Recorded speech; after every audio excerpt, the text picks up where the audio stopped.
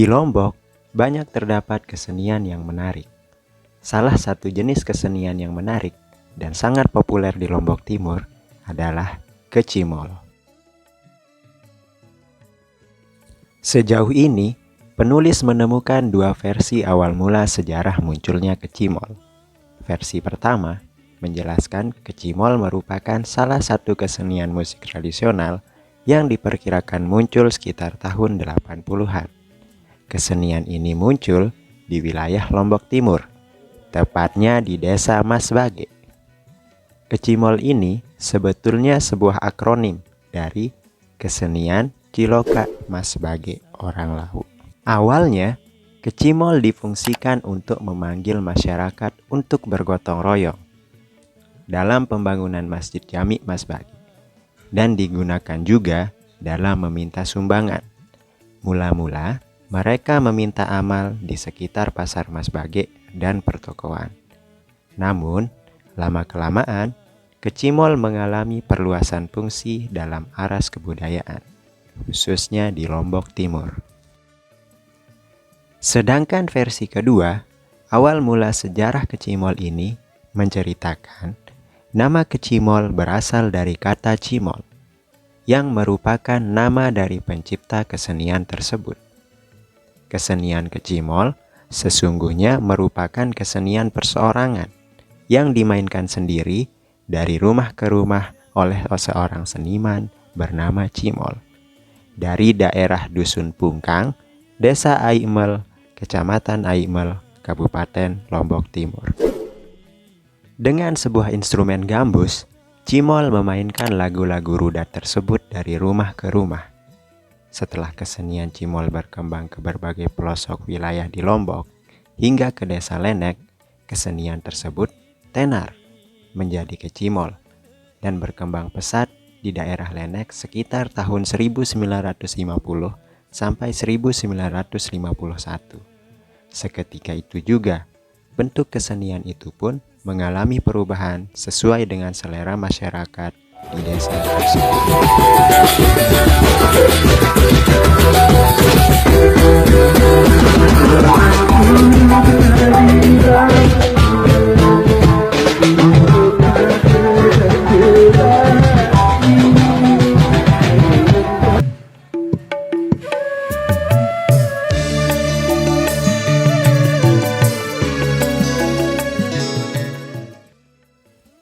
Pasca pernikahan, orang Sasak memiliki tradisi yang disebut nyongkolan.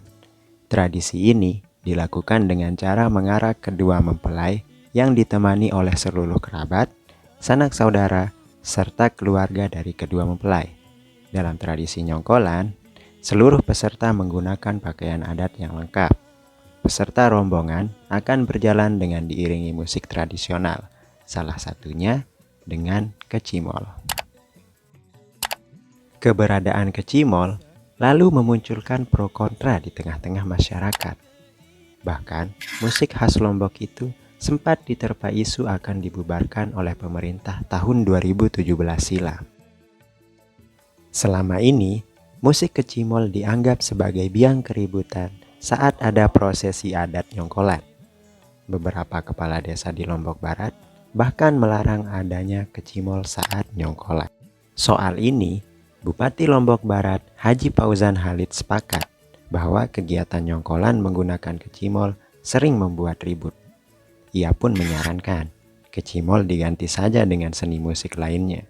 Fauzan melihat banyak kasus keributan saat nyongkolan gara-gara saling senggol saat berjoget.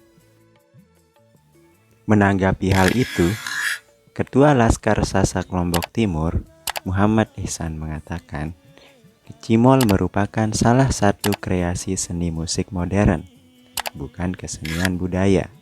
Sebab, kecimol sudah menggunakan alat-alat musik modern, hanya saja bersifat lokal.